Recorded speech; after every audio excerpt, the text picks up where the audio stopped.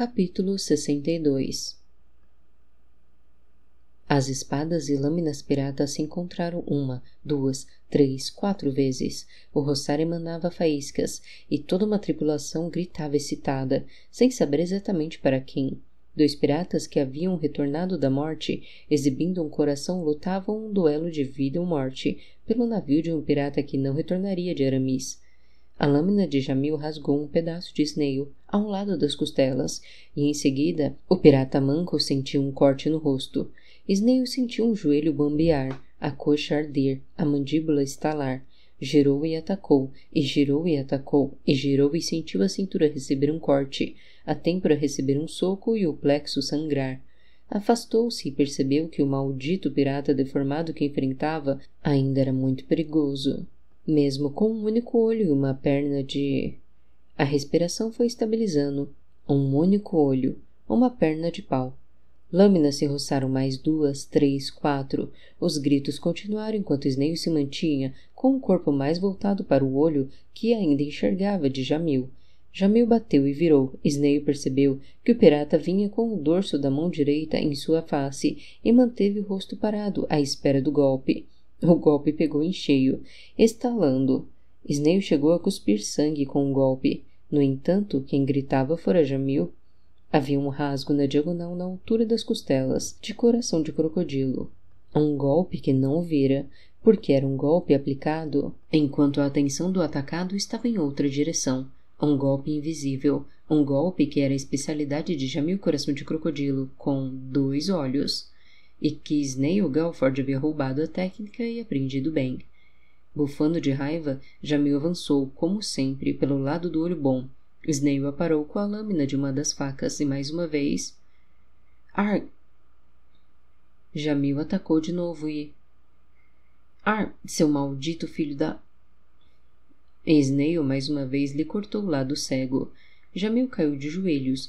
Snail achou que haveria rendição, quando o ajoelhado pulou para cima dele, como um louco, e cortou-lhe o peito em diagonal, com a lâmina roçando em diversas pequenas lâminas escondidas em bolsos falsos do sobretudo do ladino. Snail, sangrando e irritado, aparou mais uma vez a lâmina de Jamil e bam! O chute bateu na dobra costurada de pele e madeira, e a perna de pau bambeou. Jamil, desesperado, se jogou para a frente tentando cortar a garganta do inimigo. Snail Galford se ajoelhou em reflexo e... Arg! Cravou uma das facas no pé, ainda bom de coração de crocodilo. Jamil caiu com os 2 joelhos no chão, chorando de dor, raiva e impotência. Era um fato.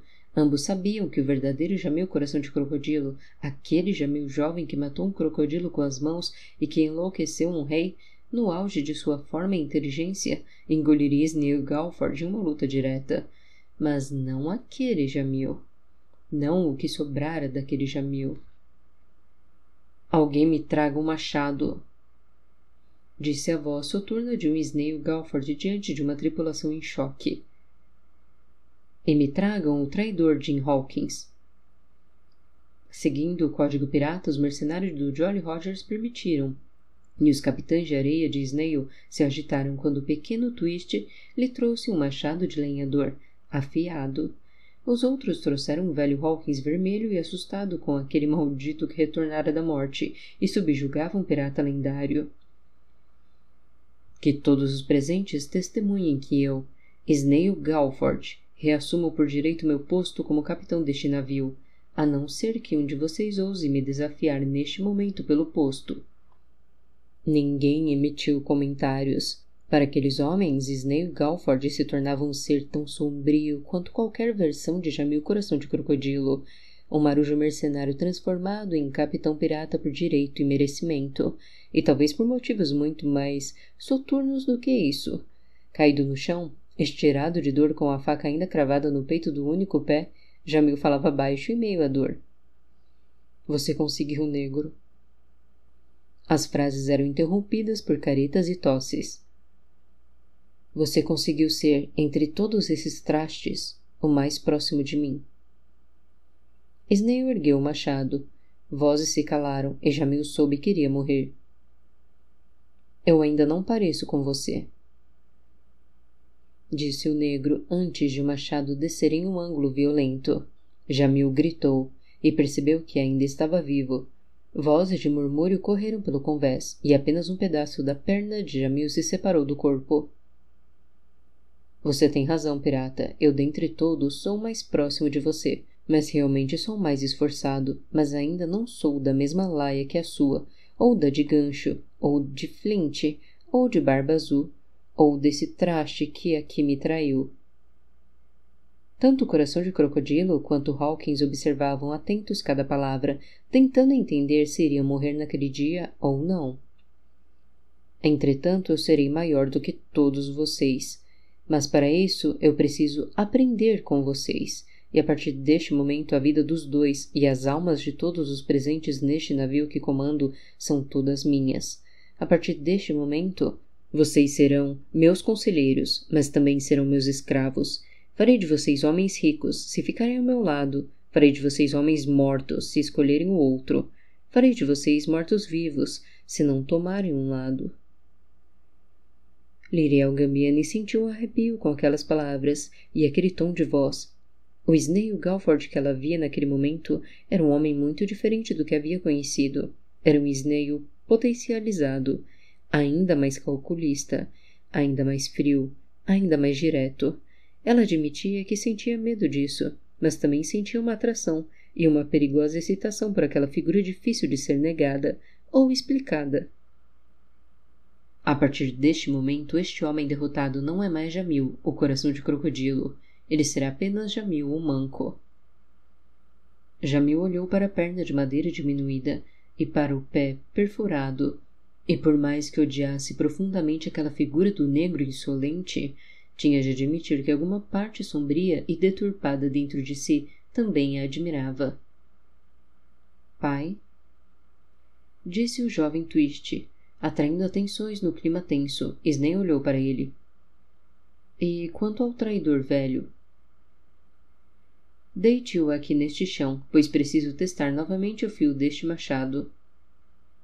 Os capitães de areia sorriram de prazer. Os antigos marujos de crocodilo, que agora também eram de Galford, agitaram-se. Jim Hawkins começou a ter um ataque de nervos. E como devemos passar a conhecer o velho? Insistiu o órfão, com um sorriso nos lábios, curioso pelo desfecho. Jim, o Maneta. Respondeu o novo e soturno capitão do lendário Jolly Rogers. Capítulo 63.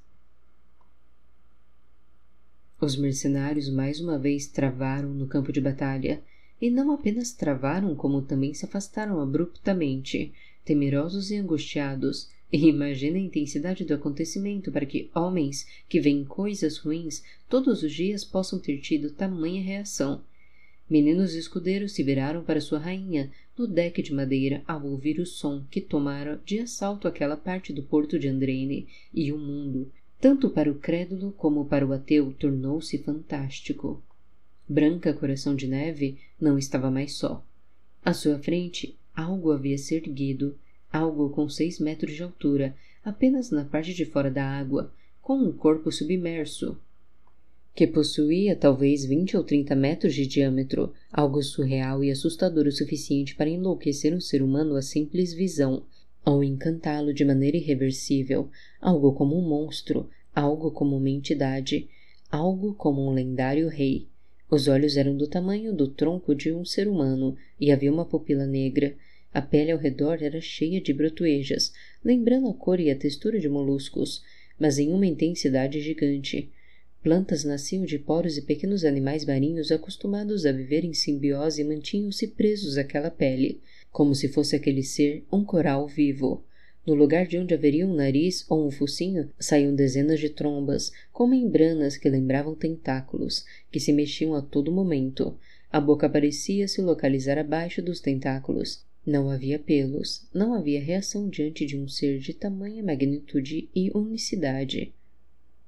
Aquele era o único ser daquela espécie no mundo. Aquele era o rei do reino submerso de Atlântida. Aquele era o rei medonho. Aquele era o rei Kraken.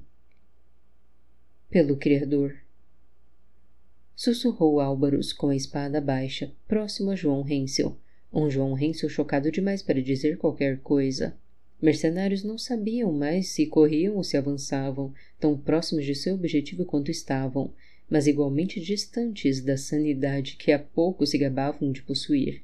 Branca, coração de neve, se colocou de joelhos, como se as palavras não precisassem ser ditas naquele momento brutal, porém esperançoso, porque talvez não precisassem. Afinal, o rei Kraken também não estava só. Alguns se ergueram da água marinha de maneira lenta, feitos zumbis.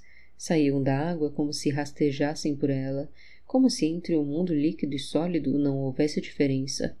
Outros saltavam da água feito piranhas assassinas das piores histórias. Caminhavam ou corriam, ou saltavam deixando pegadas pegajosas pelo caminho, através de uma pele oleosa cheia de membranas, barbatanas e espinhos. Vestiam armaduras formadas por conchas, mas pareciam ter a pele verde musgo resistente que teria um ser aquático que sobrevive a pressões profundas de um mar revolto.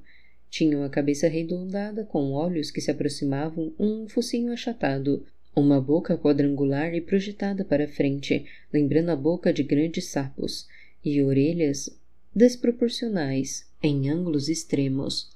Alguns usavam os dentes cerrados em formas pontiagudas, outros utilizavam tridentes que deveriam matar uma pessoa de tétano só pela visão. Mercenários gritaram, sem saber se corriam ou se enfrentavam a visão que lhes tomava a sanidade, a visão de um exército tão fantástico quanto medonho, um exército de seres submersos que subia à superfície para proteger a capital de Arzalon, em um acordo planejado, um exército de homens-peixe. Quando grupos de mercenários começaram a tombar diante de dentes e tridentes afiados, e quando o som da morte em outros pontos do porto começou a reverberar com o vento, e quando o barulho de navios piratas sendo atacados e tomados e virados começou a tomar de assalto o som da guerra, a maioria daqueles meninos escudeiros assustados largou as espadas, ajoelhou-se ou começou a chorar descontroladamente de alívio, como a reação de um homem condenado que, de repente, é informado da absolvição. A outra metade, como João Hensel e os irmãos Darim, avançou para a guerra com um certo gosto pervertido e renovado e começou a matar.